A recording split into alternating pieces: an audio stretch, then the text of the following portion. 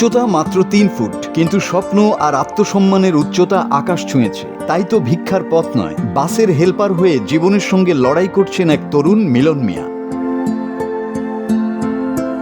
পঞ্চগড় সদরের নিম্নপাড়া গ্রামের রাজা মিয়ার দ্বিতীয় সন্তান মিলন মিয়া।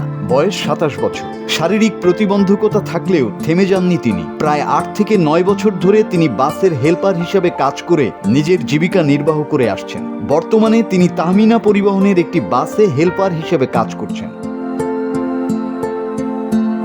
প্রতিদিন তার আয় প্রায় 500 থেকে 700 টাকা। এই সামান্য আয় দিয়েই কোনোভাবে চলছে তার সংসার। পঞ্চগড় রোড হয়ে নীলফামারী, কিশোরগঞ্জ হয়ে রংপুর পর্যন্ত এই সড়কে যাতায়াত করা যাত্রীরা প্রায় দেখেন এই সংগ্রামী মানুষটিকে, যিনি শারীরিক সীমাবদ্ধতাকে হার মানিয়ে কাজ করে যাচ্ছেন নীরবে। রংপুর পঞ্চগড় 1 বছর থেকে গাড়ি চালাই। ছেলেটি আমার সাথে দীর্ঘদিন ধরে আছে। কর্মটাকে বেশি পছন্দ করে। মানুষের কাছে 10 টাকা 5 টাকা না হাত পাতে, সে কর্মটাকে খুব পছন্দ করে। তো খুব ভালো ছেলে, যদিও প্রতিবন্ধী, কিন্তু তারপরেও ও খুব ভালো এবং আমাদের সাথে সারাদিন থাকে, সমস্যা হয় না কোনো। মিলনের উচ্চতা মাত্র 3 ফুট।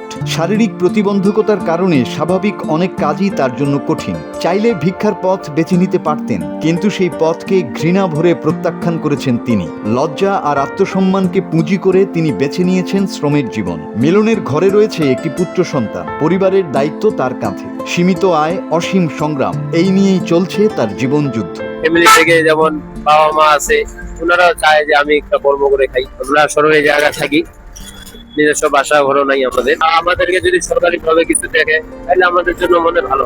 বাংলাদেশে প্রতিবন্ধী ব্যক্তিদের জন্য কর্মসংস্থানের সুযোগ এখনো সীমিত, ফলে অনেকেই দারিদ্র্য ও অনিশ্চয়তার মধ্যে পড়ে যান। কিন্তু মিলন সেই বাস্তবতার বাইরে দাঁড়িয়ে দেখিয়েছেন, ইচ্ছাশক্তি থাকলে পথ তৈরি হয়। শুধু মিলন নয়, তার মতো অসংখ্য প্রতিবন্ধী নাগরিক সমাজে সমান সুযোগের অপেক্ষায়।